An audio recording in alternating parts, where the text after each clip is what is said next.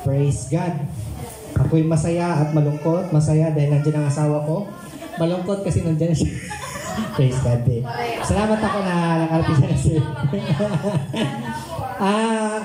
Ako'y lubos nagpapasalamat sa Panginoon dahil yung pagpapala niya grabe. Yung blessing niya grabe. Mahirap i-describe. Nagtap ako dito sa verse dahil marami ko akong naalala. For great is the Lord and greatly to be praised. He is to be feared above all gods. For all the gods of the people are worthless idol, but the Lord made the heaven. Okay po, hindi ko nabanggitin yung real na to. Sama-sama ako sa lola ko sa Cebu. Pagdating namin doon sa church, nakikita ko yung idol. Sabi ko, bakit naman nila kinukulong yan? Hindi ba niya kaya protektahan sa lamok? Or ano ba? Bakit ba tinutulak siya? Ba't di siya kaya maglakad? Bakit nyo parang pinaglalaroan? Nilalagay nyo sa loob ng itlog? Nilalagay nyo sa parang plastic? Dinadamitan yung pang-basketball? Nagigets nyo? Yung mga idol? So wala kayong respeto sa kahit pag mga walang, tingin ko parang parang ang tawag ko dati, ang tawag ko talaga dyan, laruan. Laruan lang talaga, tawag ko.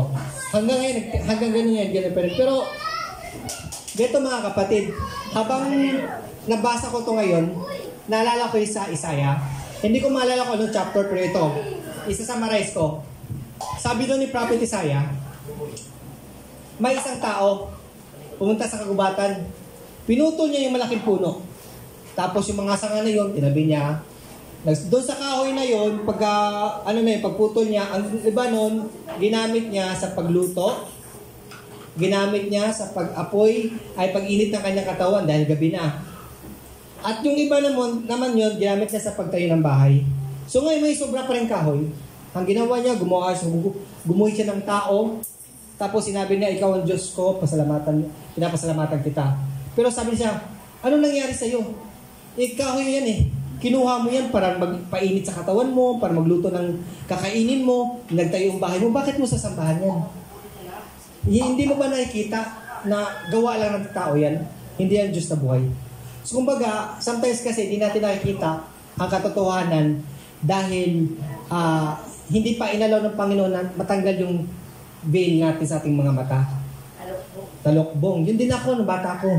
Sinasama ako ng lola ko, talagang grabe siya. Talagang devoted talaga siya. Sama ako kasi kapag tapos nun may Jollibee. Kaya sama talaga ako kahit anong mangyari. So ngayon, yun nga nakita ko talagang parang laro lang sa kanila. Pero tayo, kilala natin ang Diyos na buhay. May respeto tayo. Ang salita niya ginagalang natin. May takot tayo. Kaya sometimes pag may plano kang gumawa ng masama, talaga mapapaisip ka, hindi ito gawain ng Panginoon. Hindi ito ginagawain ng anak ng Panginoon o lingkod ng Panginoon. Kaya iba tayo. May respeto tayo sa Kanya, hindi natin maisip na ilagay siya sa bote, ilagay sa itlog, damitan ng basketball player, ano pa. Ang show natin is talagang banal na takot. So, ipakita natin sa ating paligid na tayo, ang Diyos natin ay buhay, Diyos ay dinahawakan, Diyos ay dinakita.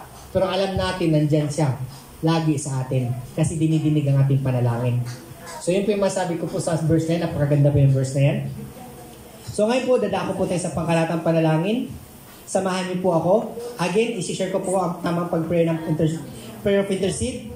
Pag may nabanggit po ako, nag-agree kayo, sabihin niyo lang po, yes, amen, yes, Lord, hallelujah. Kung ano nabibless kayo sa pagbanggit ko. Dahil hindi ako lang yung nag-lead, pero tayo nag-agree lahat.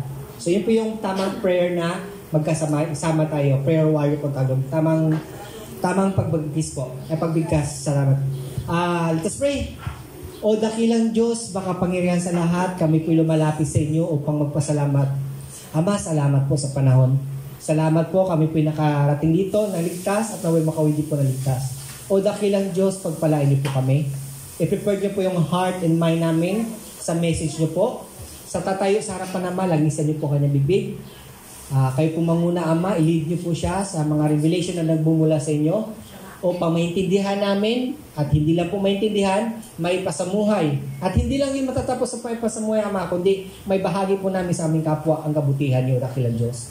Salamat po, Ama, sa laging pagdinig sa aming panalangin. Marami kaming panalangin, Ama, na dinidinig nyo, sinasagot nyo. Kami po'y lubos na nagagalak, Ama, dahil ang Diyos namin ay buhay. at lagi nakikinig sa amin. Ama, patawad po sa mga kasalanan, kakulangan na gawa namin laban sa inyo. Nawa hindi tuhad lang upang laging bigyan ang aming panalangin. Ama, patuloy namin pinagpipray, Ama, ang bansang Pilipinas, na ito'y patuloy na maging malaya, bansang malaya, Ama. Naway laging kalooban niyo po ang masunod, Ama. Katulad ng prayer ng Apostles, Ama. Naway kalooban mo sa langit, naway mangyari dito, Ama, sa kalooban mo dito sa mundong ito. At sige sa lahat sa Pilipinas, Ama. O dakilang Diyos, salamat po. Ama, kami po nagpapasalamat, Ama, hindi lang po sa blessings. Nagpapasalamat po kami, Ama, sa pain, dahil natuto kami lumuhod sa inyo. Nasalamat kami sa problema, dahil natuto kaming umungkat ng iyong salita. Nagpasalamat kami sa heartache, Ama, dahil alam namin na kayo nang po nagbibigay ng soothing nito sa puso namin. Salamat po, Ama, sa mga sometimes feel namin mag-isa lang kami. Pinapakita niyo po na nilagay lagi kahit mag-isa kami. Ama, salamat po sa problema. Naway makita po namin ang iyong kapangyarihan, makita po namin, ma-discern po namin ang iyong kalooban, Ama. Dito po kami lumalago, dito po tumitibay ang aming faith. Salamat po, Ama. Salamat po sa pagkakataon na sinusubok niyo po kami, naalaw niyo po, upang kuminang kami, makita ng aming kapwa na kami po'y naglilingkod sa inyo na totoo. Salamat po, Ama, sa maraming problema. At salamat po, Ama, katulad ng promise mo, na hindi mo naman pinaalaw yung pagsubok ng isang tao kung hindi namin kayang paglabanan. Kaya salamat po sa promise na po yun, Ama. Pinanghahawakan po namin iyon. Ama, patuloy namin pinagpipray ang Banaba, ang Upper, patuloy kami lumago as a spiritual family, Ama. Magdagdag pa kayo, Ama, ng mga tao. Naway maging prayer po namin, Ama, na maging leader po kami lahat dito upang makapag-lead kami. Higit sa lahat, Ama, i-check po yung motive namin. Na kami yung motive namin ay naglilingkod sa inyo. Hindi po kami naglilingkod sa church, hindi po kami naglilingkod sa aming pastor, kundi naglilingkod kami sa inyo dahil ikaw ang tunay na Diyos. Salamat po, Ama, sa paggamit niyo po sa aming pastor. Patuloy niyo po silang bigyan ng malusog na pangatawan kay Pastor Abi, Pastor Randy, Pastor Mark, ang kasama niya, Pastor Ama, pagpalain niyo po sila. Patuloy niyo po silang bigyan ng malusog na pangatawan, masiglang pag-iisip, Ama. Mag-send ka ng mga revelation, Ama, upang magmensahe nagmumula sa inyo, Ama. Higit sa lahat, Ama, pagpalaan niyo po yung trabaho at negosyo kung saan sila kumukuha ng financial upang sa paglilingkod nila ay fully blown, Ama. Walang nakakadang dahil sa mga kanilang pangailangan. Pagpalaan niyo po sila, Ama. Ama, salamat po, Ama, sa pagkakataong ito na kami po lumalapit sa inyo. Salamat po, Ama, kami po yung isang church na mayroong prayer of intercede na lagi kami nagpipray sa buong mundo. Pagpalaan niyo po lahat ng missionaries, mga pastors na pumupunta sa mga lugar na bawal ang iyong salita. Pagpalain niyo po sila, mag-send kayo ng anghel upang maggabay at maggabantay sa kanila, Ama. Ilayo niyo po sila sa kapamakan. I-provide niyo po yung, Ama, ang kanilang financial. Dahil sometimes may mga missionaries, Ama, na hindi ganun kalaki ang kanilang financial. Pagamat tuloy sila dahil sila yung naglilingkod sa inyo. Gamitin niyo po sila at mahayag ang iyong salita, Ama, sa kanila. Na tunay na kaligtasan ay naka Jesus lamang. Salamat po, Ama. Ito'y samot na langin namin sa matamis na pangalan ni Jesus. Lahat ay magsabi ng Amen.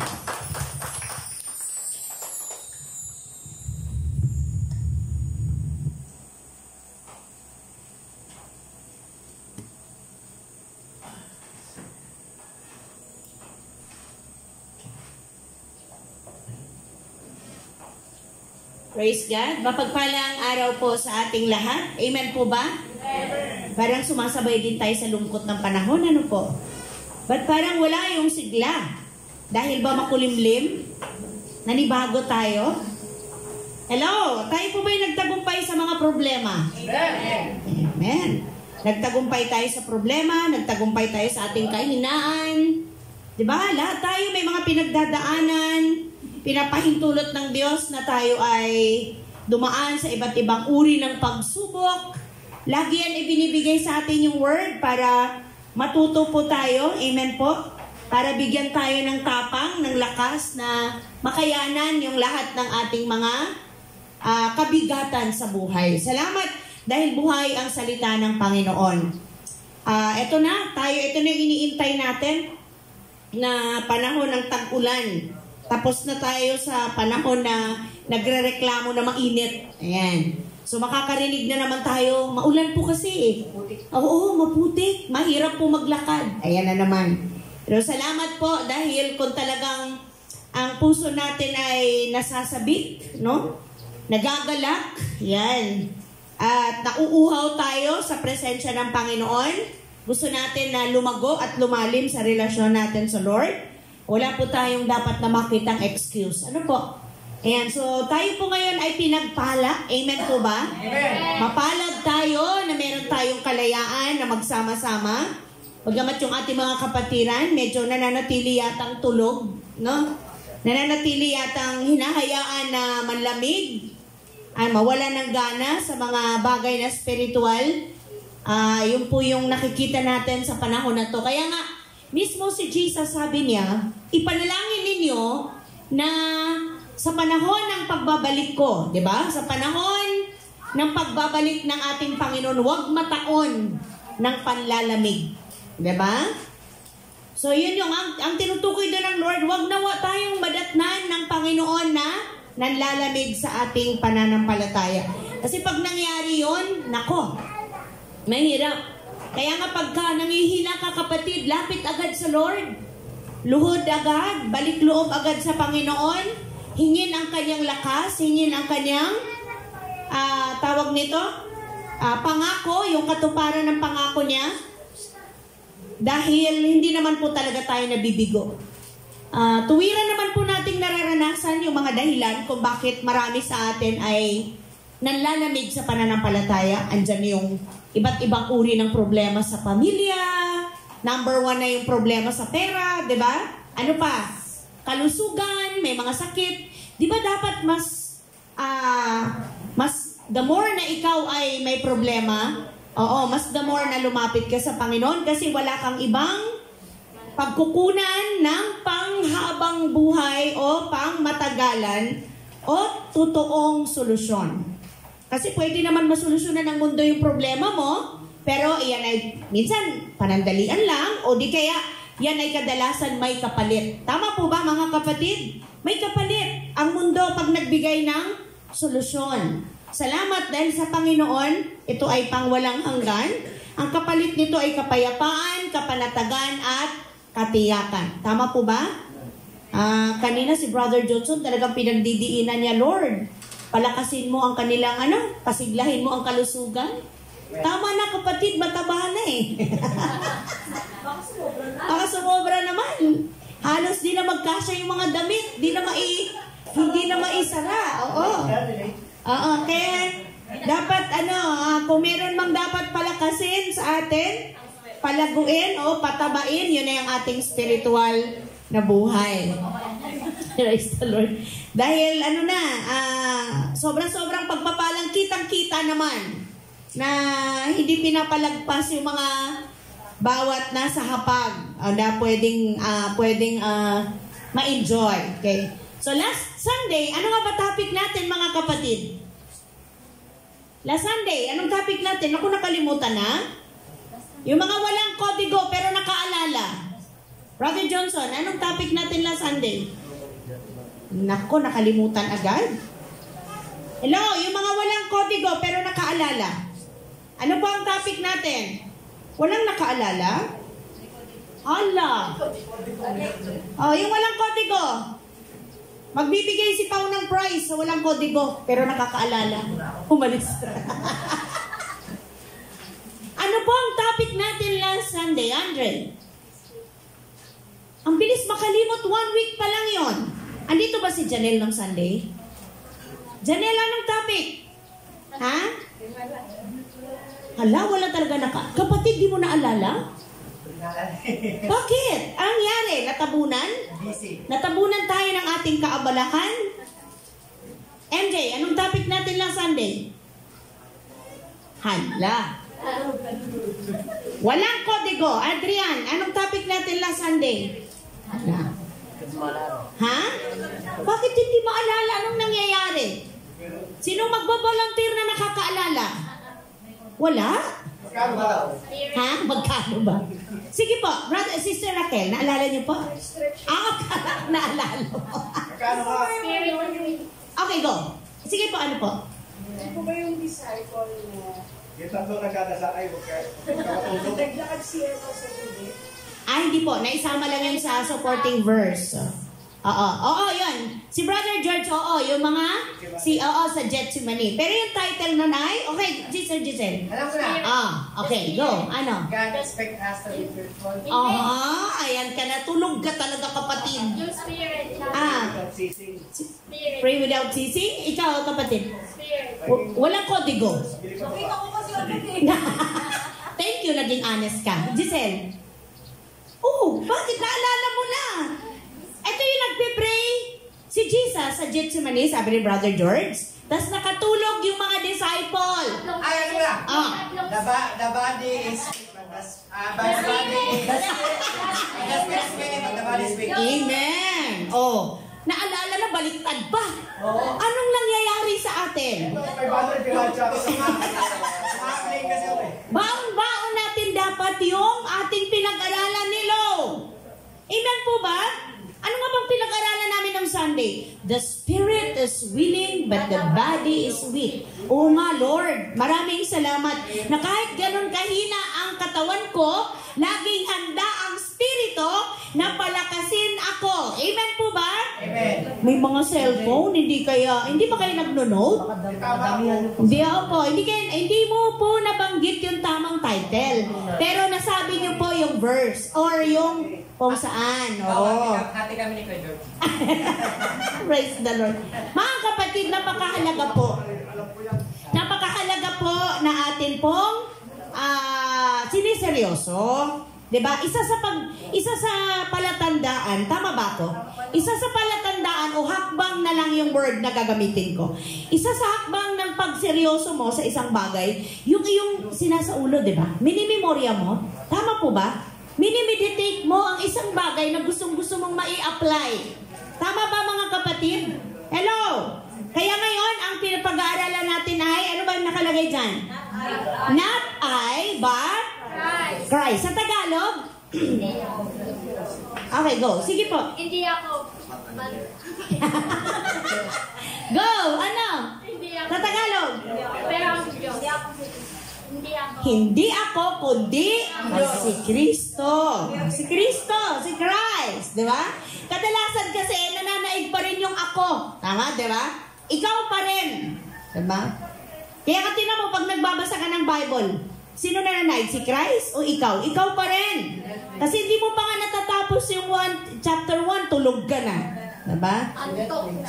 Antok na, natutulog na. Pero pagka nag-Netflix, kahit 3 hours. Oo, dire-diretso. At tandang-tanda mo pa kung anong nakapaloob doon. Okay, tayo po tayong lahat at basahin natin yung word sa aklat ng ano yan. Galatians 2:20. Oo. Galatia chapter 2 verse 20. Sige po, pakibasa. Kaya hindi na ako ang nabubuhay ngayon, kundi si Kristo ang nabubuhay sa akin. At ang buhay ko ngayon sa katawan ay pinabubuhay ko sa pamamagitan ng pananampalataya sa akin ng Diyos na nagmahal sa akin at nagdog sa kanyang para sa akin. Amen. Let us pray. Aming Ama na nasa langit, patuloy po kaming lumalapit sa inyo. Nagpapasalamat po kami, Panginoon, sa katagumpayan ng araw na ito na kami po ay naglaan ng panahon para sa fellowship, para po sa aming sama-samang pag-worship, papasalamat dahil nararanasan po namin ang katuparan ng inyong mga pangako. Ang salita mo po ay buhay, mabisa, matalas kaysa alinmang tabak na magkabilay talim.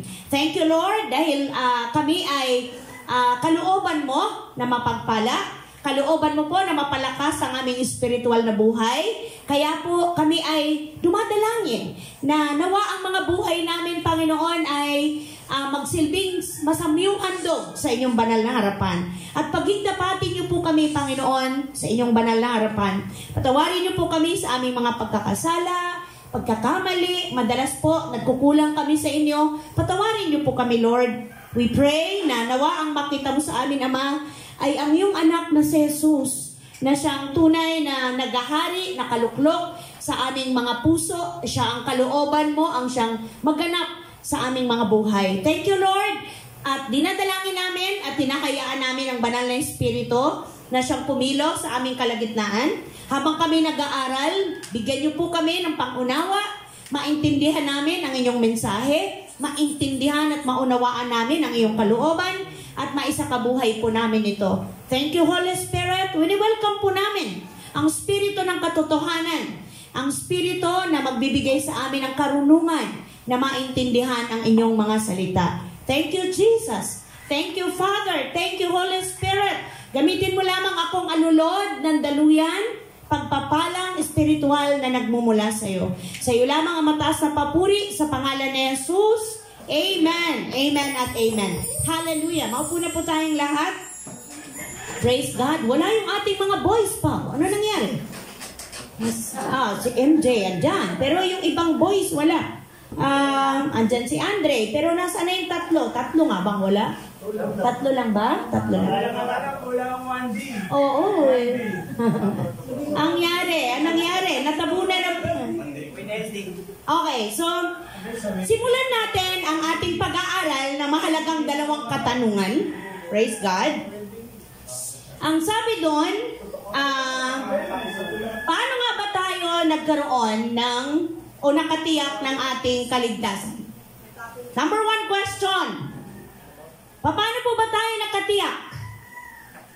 Sa paanong paraan tayo nakatiyak ng ating kaligtasan? Sa pamamagitan ng Pananampalataya. Okay, praise God. Pananampalataya. Amen. At pangalawang question, ito ay dahil sa Dahil sa Amen. Grace. Anong Tagalog sa grace? Grasya. Amen. Grasya. Dahil ito sa grasya o kagandang loob ng Diyos. Saan verse ito matatagpuan? No?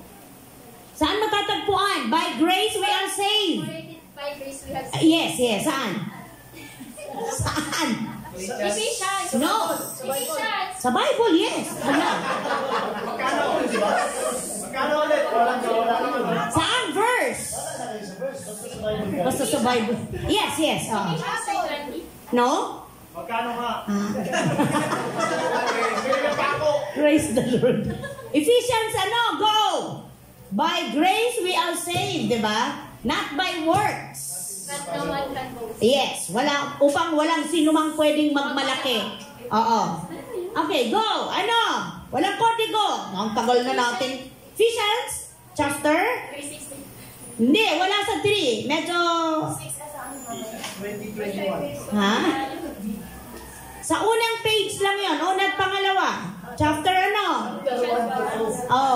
chapter 2, verse? 29. Ano ba naman itong mga anak na? Pabili na pa ako. Ephesians chapter 2 verse 20. Walang 20, layo na. Sa umpisa lang. Go! Kaya lagi tayo dapat may quiz para tayo po ay nare-review. Ephesians 2 verse, sino makakasagot? Sige pa. Malapit na. Ayun, go.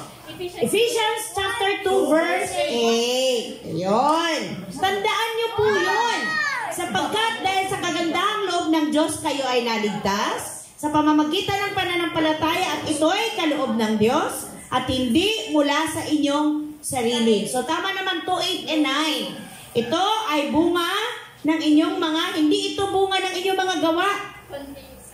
Kaya't walang maipagmamalaki ang sinuman. So, tingnan niyo po dalawang bagay lang kung bakit tayo may katiyakan ng kaligtasan. Ito ay dahil sa pamamagitan ng ating pananampalataya. Pangalawa, ito ay nakuha natin dahil sa grasya, kagandahang loob ng Diyos. Kaya anong dapat mong response, kapatid?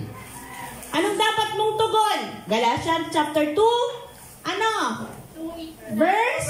George, walang ba? Verse 1.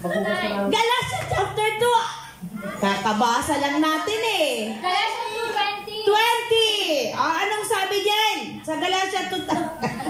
Itong mga anak na ito talaga. Ano ba tayo nito makakapasa sa Wala nang Bible. Galatians chapter 2 verse 20. Ano sabi doon?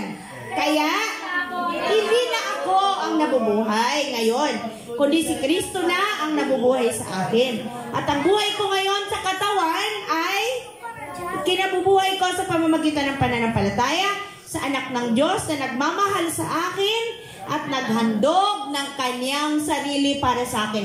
Tingnan niyo po mga kapatid kung gaano kadakila ang pag-ibig ng Panginoon. Diba? Na nagkaroon ka ng assurance ng kaligtasan, nagkaroon ka ng katiyakan ng patutunguhan, tapos ang sarili mo ayaw mo pa rin totally 100% ialay sa Panginoon. Kitang-kita yan kung bakit napakaraming mga kapatiran na wala. Binabaliwala nila yung araw ng linggo na napakahalaga. Binabaliwala natin yung mga gawain na makakatulong para tayo mag-grow. Kaya nga, simpleng paglapit sa Panginoon, di natin alam. Simpleng pag-explain ng word, verse, hindi natin kaya. Bakit? Kasi hindi natin hinahayaan na totally ang Diyos ang siyang maghari sa ating mga buhay.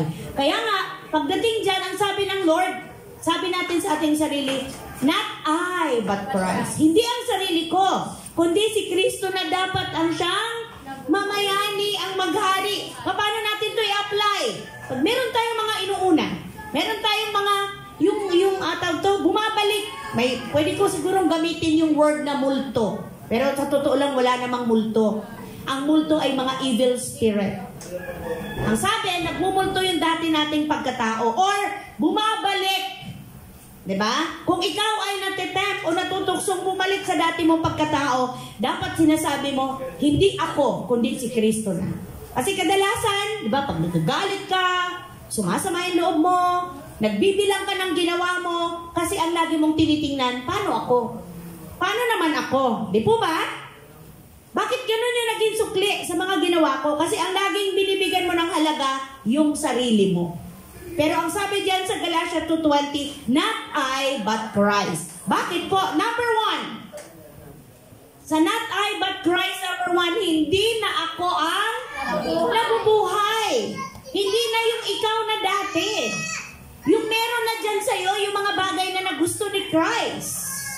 Yung nananaig na dapat sa bawat isa sa atin, yung may kinalaman na sa kalooban ng ating Panginoong Hesus. Tingnan niyo po yung sinasabi ni Apostle Pablo. Si Apostle Pablo, alam nating lahat na siya yung number 1 persecutor. Tama?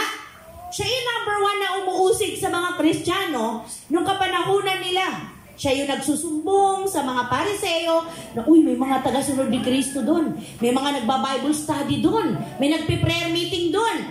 So kaya yung mga kawal, may dahilan para hulihin nila yung mga tagasunod ni Christ. Siya yung pinagmumulan. Siya ang taga-usig. Siya ang taga-sulsol. Pero ang sabi niya dyan sa Philippians ba yan mga kapatid? Pilipos, chapter ano yan? Chapter 3, verse 7. Ang sabi niya, ngunit dahil kay Kristo, ang mga bagay na pinahalagan ko noon ay tinuring kong walang kabuluhan ngayon. So ano ba yung dati mong pinapahalagahan mga kapatid? Trabaho? Posisyon? Pinapahalagahan mo yung iyong mga iniingat-ingatang bagay na hindi mo mabitawan? Pero ngayon, baliwala na sa iyo yan. Kasi alam mo kay Christ, walang imposible at walang lugi. Hindi ka talo pag inuna mo si Kristo. Amen po ba? Hindi ka talo, hindi ka lugi. Ang sabi dito, oo, itinuring kong walang kabuluhan ang lahat ng bagay bilang kapalit ng lalong mahalaga. Sabi ni Apostle Paul, ano yung mahalaga sa kanya? Ang pagkakilala kay Kristo Jesus na aking Panginoon. Ang lahat ng bagay ay ipinalagay kung walang kabuluhan at itinuring kong basura. Kita niyo na po, makamtan ko lamang si Kristo at lubos na makipag-isa sa Kanya. Ang aking pagiging matuwid ay hindi, andyan ba? Sa pamamagitan ng, kundi sa pananalig kay Kristo. Ang pagiging matuwid ko ngayon ay buhat sa Diyos sa pamamagitan ng pananampalataya. Ang tanging hangarin ko ngayon ay, tama po ba andyan? Lubusang makilala si Kristo, maranasan ang kapangyarihan ng kanyang muling pagkabuhay, makibahagi sa kanyang mga paghihirap at maging katulad niya sa kanyang kamatayan. Kita niyo na, hindi ba ganun? Hindi, parang ang hirap-hirap nito kung i-apply sa panahon natin ngayon. Pero kay Apostle Paul, lahat ng bagay itinuring niyang basura. Makamtan niya lang makilala si Christ. Makamtan niya lang yung mga bagay na nakalulugod sa Panginoon. Tayo kaya ngayon, pagka nakikita natin na marami na tayong naibibigay na panahon, nakasali na yung bulsa natin, na iaambag, tika muna, parang di na yata tama. Paano yun? May mga times nga, pag hirap na ako, kasi pag nakakarinig na ako ng, ikaw na nagpe-prepare ng pagkain espiritual, pati pagkain pang tiyan, ikaw pa rin, bubulong ang kaaway nga, hindi na yan sa Diyos. Hindi na yan sa Panginoon. Pero sinasabi ko, hanggat kaya ko, I can do all things through Christ who give me strength. Kasi pag titingnan ko yung mga bagay na to, may dahilan na ako para gumibaf, may dahilan na ako para mapagod, may dahilan na ako para magsawa. Tama po ba? May dahilan na ako para ayoko na. Bakit ganon? Amen po? Pero ang sabi dito ni Apostol Pablo, yung mga bagay na itinuring mong mahalaga noon, binabaliwala mo na ngayon. Umabot ka lang sa punto na naaabot mo na o natatahak mo na yung daan patungo sa malalim at matatag, matibay, matagumpay, mabungang pagkakilala mo sa Panginoon. Dahil unang-una, sino ba nagbe-benefit doon? Ibang tao ba? Unang-una, sino ba yung pwedeng maka-experience ng bunga ng pagsunod mo sa Panginoon? Ibang tao ba, kapatid? Ibang tao ba yung nagtatagumpay sa problema, sa kasalanan, sa tukso, sa mga kahinaan? Diba? Ikaw mismo. Ikaw yung unang-unang nakakakuha or nakaka-enjoy, nakakaranas, nagbe-benefit, nakikinabang sa Tagalog ng bunga ng iyong inuuna. Lalo tigit ang mga bagay na sa Panginoon. Dahil hindi mo kayang magdala sa Panginoon na mga nanlulupaypay, nangihina, nanlalamig, kung ikaw mismo, sarili mo, hindi mo kayang humarap sa Diyos. Dahil marami kang mga bagay na inuuna. Amen po? Hindi mo kaya. Kasi laging nandun yung, wala akong nagagawa, Lord. Wala akong kayang gawin, Lord. Tao lang ako. May ganun, ano po? Pero hindi Ang linaw. Sabi ng Bible, higit kayo sa mananagumpay. Dahil lahat ng bagay, napagtagumpayan ko na. Sabi ni Christ yun Oo nga, Panginoon, napapaalalahanan ako. Wala akong hindi kaya kung ikaw ang kasama ko. Pero kung hiwalay ka kay Christ, ang linaw ng John 15. Di ba? Kung hiwalay kayo kay Kristo, wala kayong magagawa. Totoo nga naman. Kasi pwede ka maging mabait, maging mabuti, temporary lang. Pero pag katagalan, lalabas ang totoo. Kasi nature na natin yung napapagod. Amen po? Nature na ng tao ang manumbat ng kanyang nagagawa. Nature na ng tao ang nag-aantay ng kapalit ng kanyang ibinigay. Tama po ba mga kapatid? Nakagisnan practice natin yun Na kung ano yung ibinigay mo, nag-aantay ka ng kapalit. Tama po? Lalo tigit kung lahat ibinuhos mo doon. Wala ka nang itinira. Tapos kabaliktaran yung makukuha mo. So anong mangyayari? Kaya doon nagsisimulang nawawala, tuluyan ng nawala ng gana, tuluyan ng bumalik sa mundo. Pero hindi po yun yung tama. At hindi po yun ang nakalulugod sa Diyos. Diba ang sabi ng Bible? Ang magiging tapat hanggang wakas, ang siya lang ang masisave. So, posibleng hindi man wakas ng mundo, kapatid, hanggang wakas ng buhay mo. Amen po? Kasi sino ba nagsasabing aabutin ka pa hanggang wakas ng mundo? Hindi mo kontrolado at hindi mo alam kung anong mangyayari bukas. Amen? Pero wala tayong ibang pupuntahan. Ang ending mo, haharap ka sa totoong may-ari ng buhay mo. Sa totoong lumikha sa'yo. At magsusulit tayo. So kung lahat ng ginagawa natin ay para sa Panginoon, haharap ka hindi para hukuman, hindi para i-judge, kundi haharap ka para tumanggap ng gantimpala. Amen po ba, kapatid? Amen. Kasi ang humaharap, ang takot humarap sa Diyos, kasi alam niyang huhukuman siya, i-judge siya. Pero huwag tayong matakot, kasi as long as alam mo na ikaw ay patuloy na lumalakad at patuloy mo isinasa kabuhay, not I, Lord, but Christ. Hindi ang sarili ko, Panginoon, kundi si Kristo na. So wala tayong dapat ikatakot o ipag-alin lang. Number 2, anong sabi niyan? Not I, but Christ. Buhay ang katawan. Sa katuwiran o kabanalan na mamumuhay. Subalit patay na sa kasalanan. Amen po? Totoo po ba yan sa ating mga buhay?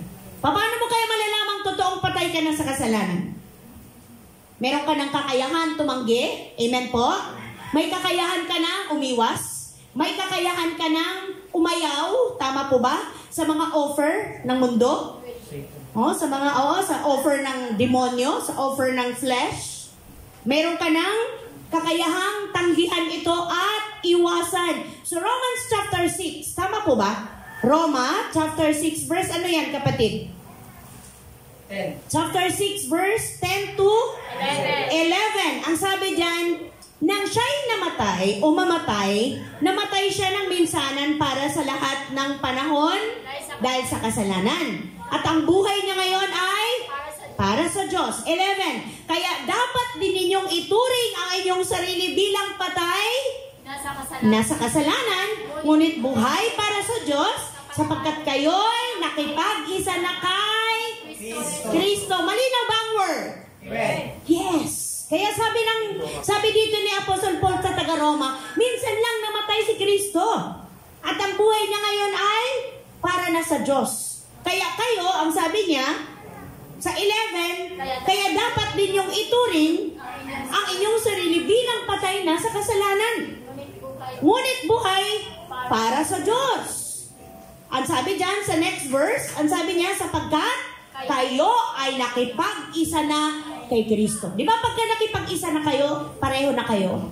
Kaya nga di ba sa mag-asawa, hindi na kayo isa? Hindi na kayo dalawa. Hindi na kayo dalawa, kundi kayo ay isa na. So hindi pwedeng, kaya nga napakahalaga na pinipili mo yung makapareha mo. Kasi ano yun eh, kung ano siya, yun na yun eh. Wala ka nang magagawa. Amen po? Pinipili mo. Tinitiyak mo. So si tatay, parang gulat na gulat patay, dekada na.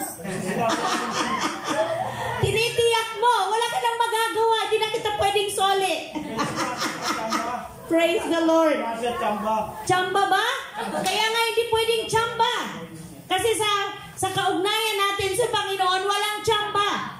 Nakipag-isa ka na, di ba? If anyone is in Christ, He is a new creation. The old things has gone, behold, the new has come. Malinaw ba yun? Nakipag-isa ka na kay Christ. Kaya bago ka na. Ang dati mong pagkatao, wala na. Pero kadalasan bumabalik-balik.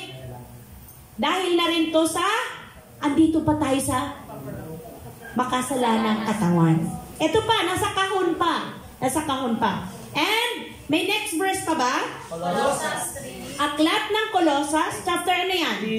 3. Anong sabi dyan? 1-10. Go, church! Yamang binuhay kayong muli na kasama sa Kristo, ituon ninyo ang iyong pag-iisip sa mga bagay na nasa langit na kinaroroonan ni Kristo, na nakaupo sa kanan ng Diyos. Ang mga bagay na panlangit ang nasinisip ninyo, hindi ang mga bagay na panlupa, sapagkat namatay na kayo at ang inyong buhay ay nakatago sa Diyos.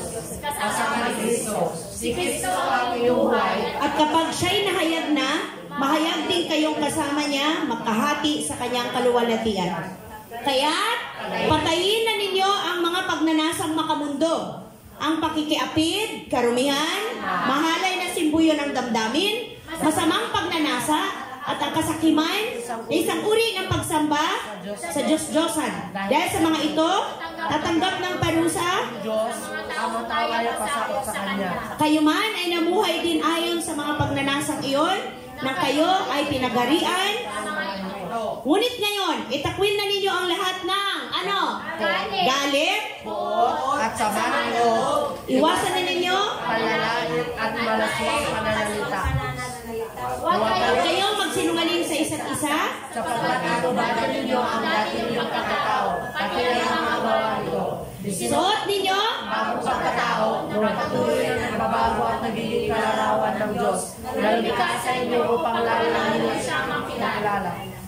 upang lalo ninyo siyang makilala.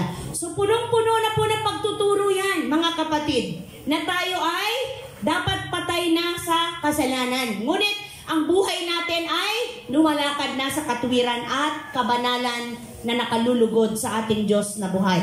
Malinaw po ba mga kapatid ko? Number 3. Ano po yung number 3? Not I, but Christ. Mas naunawaan mo na ngayon ang pagmamahal ng Diyos. Tama po ba? Ano yung mga supporting verse dyan?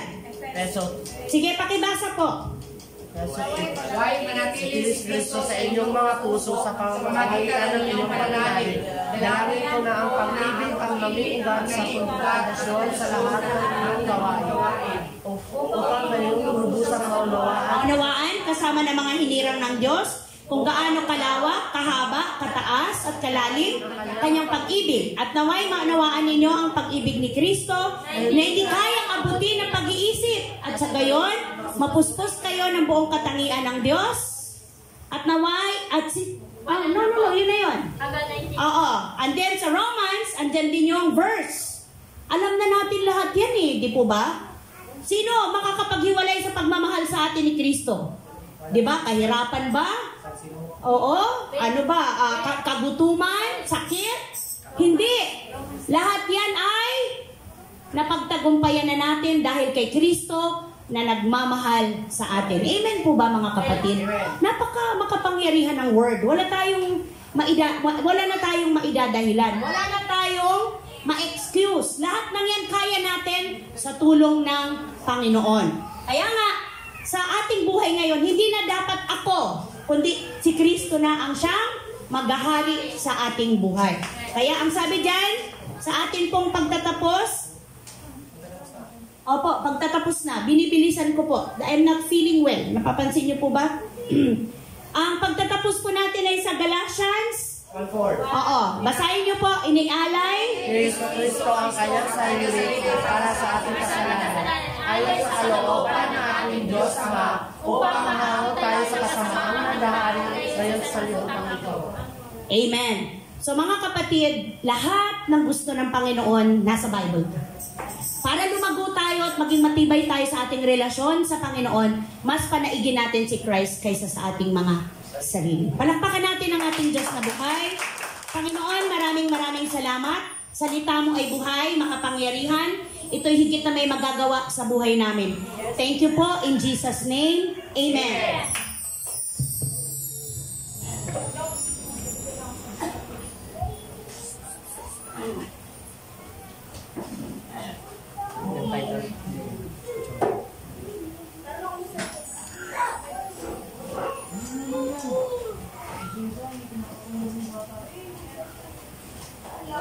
Ano kakantahin nila, Aris?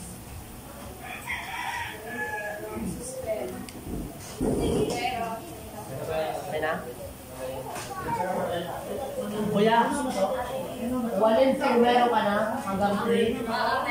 Thank you. Hanggang sulat ng Galatians 1:4. Anong kakantahin? Last year, anong kakantahin?